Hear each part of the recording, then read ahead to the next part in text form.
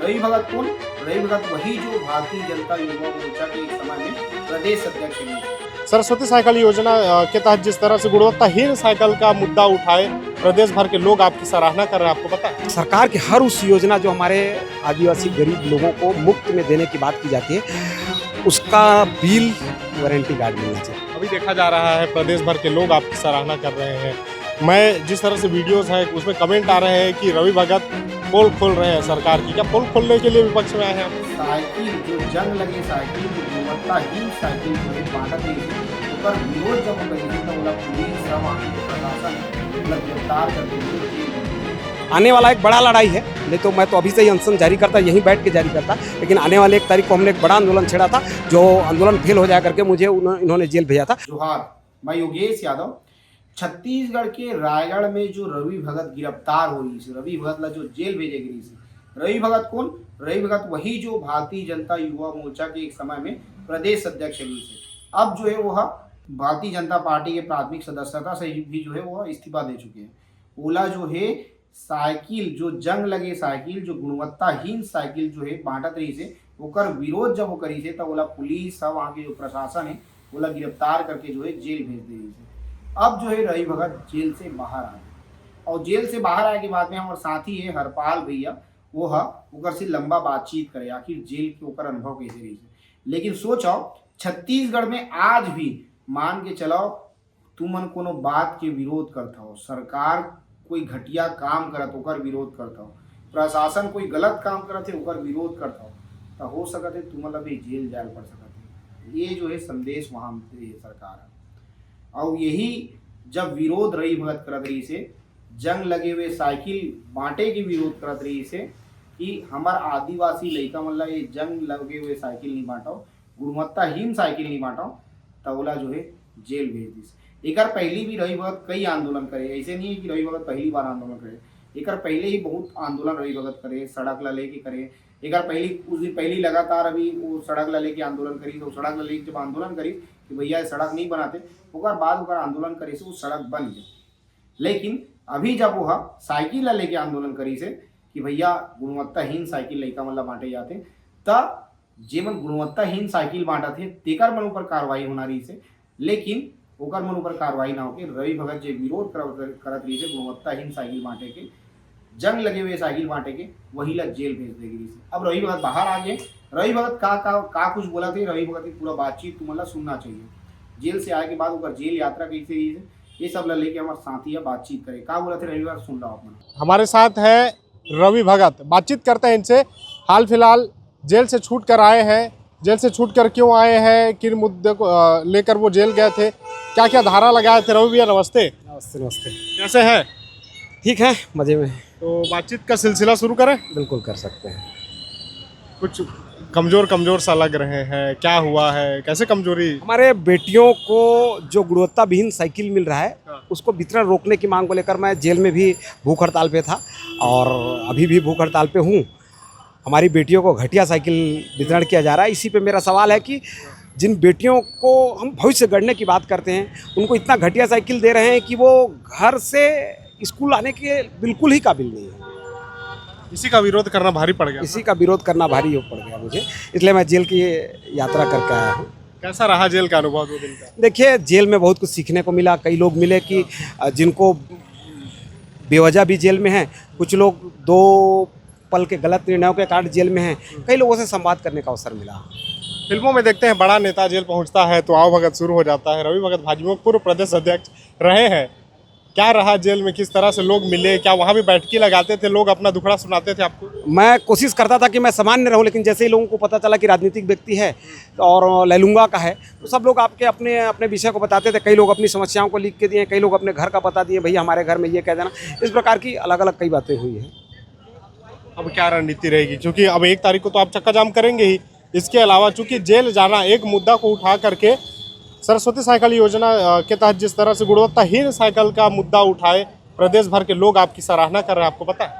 देखिए, मैं सरस्वती साइकिल योजना ही नहीं, मैं अब सरकार की हर उस योजना जो हमारे आदिवासी गरीब लोगों को मुफ्त में देने की बात की जाती है, उसका बिल वारंटी कार्ड मिलना चाहिए। चाहे तेंदुपत्ता के तहत आप चप्पल बांटते हो तो कितनी की चप्पल है आपको बतानी पड़ेगी। आप आंगनबाड़ी की बहनों को साड़ी बांटते हो तो कितने का साड़ी है बताना पड़ेगा। लोगों ने, मैं आपको कहना, लोगों ने सामूहिक विवाह के नकली चांदी का विषय तो उठाया, लेकिन हमारे इन बेटियों को मिलने वाले गुणवत्ताविहीन साइकिल का विषय कोई नहीं उठा रहा है। ये बड़ा दुर्भाग्यजनक है। अब हर सामान की रसीद लेने वाले को मिले ताकि उसको पता चले कि उसका सामान क्या है, तब उसको वैल्यू समझेगा। वो मुफ्त का समझ के उसका कोई महत्व नहीं समझता। अभी देखा जा रहा है प्रदेश भर के लोग आपकी सराहना कर रहे हैं। मैं जिस तरह से वीडियोस है उसमें कमेंट आ रहे हैं कि रवि भगत पोल खोल रहे हैं सरकार की। क्या पोल खोलने के लिए विपक्ष में आए हैं आप? देखिए, पोल खोलने के लिए नहीं आया हूँ मैं, जनता के हितों की बात करने का आया हूँ। मैं अपने क्षेत्र की समस्याओं की बात करने आया हूँ। इसमें अगर किसी का पोल खुलता है तो मैं उस पर नहीं बोल सकता। कौन नाराज हो गया इतना कि एक मुद्दा उठाए, वो भी गुणवत्ता को लेकर, और सीधे रवि भगत जाए जेल? नहीं, लोगों को लगा कि अभी चक्का जाम होने वाला है, उसमें हजारों की संख्या में लोग आएंगे, रवि भगत को जेल भेज देंगे तो ये चक्का जाम रुक जाएगा, ऐसा उनको लगा, इसलिए जेल भेजे थे। अब क्या करेंगे आप? अभी जाएंगे जनता के बीच में और आने वाले 1 तारीख को हमने चक्का जाम का आह्वान किया है। हो सकता है कि उसके बाद फिर हमको जेल की यात्रा करनी पड़े। मैं पूछने वाला था। मैं वहाँ जेलर को और वहाँ के सिपाहियों को बोल के आया हूँ कि 2-4 दिन में फिर आ रहा हूँ भैया, मेरे लिए तैयार रखना, मैं बोल के आया हूँ। कुछ कहना चाह रहे हैं भीतर से, कुछ आवाज़ कि लोग आपके साथ जुड़े? क्योंकि मुद्दे तो आप जो उठा रहे हैं जनहित के हैं, चाहे सड़क की बात हो, चाहे रोजगार की बात हो, चाहे आप बेटियों के भविष्य के लिए बात हो। कुछ बातें जो कहना चाह रहे हो, बच गया हो, हमारे माध्यम से आप लोगों तक संदेश देना चाह रहे हैं। 21वीं सदी में पढ़े लिखे युवाओं से कहना चाहूँगा कि सत्य को सत्य कहने का साहस करें। कोई चीज़ अगर ख़राब है तो ख़राब करने का साहस करें। साथ ही साथ आपके माध्यम से हम भाजपा के कार्यकर्ताओं से भी कहना चाहूँगा कि हम भाजपा में सीखते हैं कि थोड़ा सत्य कहें। मैंने उस दिन साइकिल वितरण के समय बार बार कहा है, साइकिल ख़राब है क्या तो ख़राब बोल दो, अच्छा है तो अच्छा बोल दो और बांट दो, लेकिन दोनों नहीं कह पा रहे हैं। मैं सभी कार्यकर्ताओं से हाथ जोड़ के निवेदन करूंगा कि मैं भाजपा में नहीं हूं, लेकिन भाजपा में जो सीखा है उन विचारों को लेकर चलने का प्रयास कर रहा हूं, कि सही को सही कहने का प्रयास कर रहा हूं। आप भी सही को सही कहने का प्रयास करिए और आज के 21वीं सदी के समय में युवा जागें और अपने अधिकार की बात करें। लेकिन हमारे युवा पता नहीं किस धुन में है, नहीं कह रहे हैं। ऐसा है कि मैं ही अकेला कह रहा हूँ, ऐसा नहीं, और बहुत से लोग हैं जो अच्छी बात कर रहे हैं, जो अधिकार की बात करें, उनके साथ जुड़े। मैं आज की युवा पीढ़ी को आग्रह करूँगा। अभी मैं देख पा रहा हूँ कि आप जैसे अब यहाँ से जाएंगे गांव, लोग भी आपसे मिलना चाहेंगे, जुड़ना चाह रहे हैं। एक चीज़ कुछ समझ लोगों में ये होनी चाहिए कि क्षेत्र के विकास को लेकर आप जिस बात को लेकर मुखर हो रहे हैं, वो कैसे होगा विकास? क्या सरकार या प्रशासन कौन सी योजना है जिसको दबा कर बैठी है कि क्षेत्र का विकास नहीं हो पा रहा है? देखिए, योजनाएं बहुत सारी हैं। उन योजनाओं को सही धरातल पर लाने की आवश्यकता है और धरातल पर लाने के लिए हमको बताने की आवश्यकता है। जब आप अपने क्षेत्र की समस्याओं को या क्षेत्र में हो रहे गड़बड़ियों को आप बताएंगे नहीं तो प्रशासन के लोगों को लगेगा ठीक ही हो रहा है। हम उन कमियों को बताने का प्रयास कर रहे हैं। बस शासन प्रशासन में बैठे लोगों को स्वीकार करने का साहस होना चाहिए कि कुछ चीज़ें सही में गलत हो रही है। अगर रवि भगत गलत है तो मैं तो सभी लोगों से कहूँगा कि रवि भगत का विरोध करिए, अगर रवि भगत सही है तो रवि भगत के साथ आइए। जन सैलाब उमड़ने वाला है, लग रहा है। देखिए, जन सैलाब उमड़ने वाला नहीं है। लोग अपने अधिकार के लिए जागने वाले हैं। हो सकता है उसमें मेरी छोटी मोटी भूमिका हो, लेकिन समय के साथ जनता जागती है और जनता अपने अधिकार के लिए लड़ती है। मैं जिस दिन आपको देखा शुरू, जब ये विवाद का सिलसिला शुरू हुआ था, पार्टी में तब थे, इस्तीफा नहीं दिए थे, लेकिन अंदरूनी आपको कहा जा रहा था कि रवि भगत कुछ नाराज चल रहे किसी वरिष्ठ नेताओं से। डीएमएफ के मुद्दे को लेकर आप मुखर हुए थे। मुझे लग रहा है उसी के बाद से जो है आपको पार्टी में जो है दरकिनार करने के लिए षड्यंत्र किया गया। डीएमएफ का मुद्दा को लेकर क्या करेंगे आप? नहीं, कोई षड्यंत्र नहीं है। मेरे मन में लगा कि मुझे नया रास्ता तय करके क्षेत्र की आवाज़ को उठानी चाहिए, क्योंकि आप जानते हैं रायगढ़ में 50,000 करोड़ की काम की घोषणा हो चुकी है। तो क्या रायगढ़ में ही होगा? अरे उसका 30% हमको दे दो, 20% दे दो, 10% हमारे दे। हम ज़्यादा पिछड़ा गरीब तो हमारा क्षेत्र है, हमारे क्षेत्र में 50,000 करोड़ का काम होना चाहिए, लेकिन एक रायगढ़ में ही हो रहा है। तो आने वाले समय हम इस सवाल को भी लेके जाएंगे, क्या रायगढ़ का ही विकास पूरे प्रदेश का विकास कहा जाएगा क्या? डीएमएफ का विषय है। मैं तो कहता हूँ माननीय केंद्र सरकार ने नीति बनाई है, मंत्रिमंडल ने फैसला किया है। हमारे प्रदेश के नेता, हमारे जिले के नेता ये कहते हैं कि डीएमएफ की सारी राशि नीति के तहत प्रभावित क्षेत्र को दिया जाएगा। मैं उनके चरण धोकर पी लूँगा, उसमें और कौन से विवाद की बात है। लास्ट सवाल पूछ रहा हूँ, खाना पीना कब शुरू करेंगे? क्योंकि रवि भगत फिर से लगना चाहिए लोगों के बीच। बुलंद आवाज़, अभी भी आपका बुलंद आवाज़ है, लेकिन सेहत भी जरूरी है, स्वास्थ्य भी जरूरी है। अभी जाएंगे जनता के बीच में, क्योंकि आने वाला एक बड़ा लड़ाई है। नहीं तो मैं तो अभी से ही अनशन जारी करता, यहीं बैठ के जारी करता, लेकिन आने वाले 1 तारीख को हमने एक बड़ा आंदोलन छेड़ा था, जो आंदोलन फेल हो जाया करके मुझे इन्होंने जेल भेजा था। उस आंदोलन को सफल करना, इसलिए जाके गाँव में अपने लोगों के बीच में मैं अन्न जल ग्रहण करूँगा। उसके बाद हम जनता को उसके अधिकार की जो मिलने वाली वस्तु है उसका 100% सही मिले, रसीद मिले, गारंटी कार्ड मिले। इसकी लड़ाई जन आंदोलन के माध्यम से लड़ेंगे। कानूनी लड़ाई अगर कोर्ट में जाकर लड़ना पड़े तो वो लड़ेंगे। मंत्रियों से मिलकर अगर बात रखने की आवश्यकता पड़ेगी तो सब मंत्रियों के बंगले जाएंगे, उनके कार्यालय जाएंगे और बात करेंगे और निवेदन करेंगे।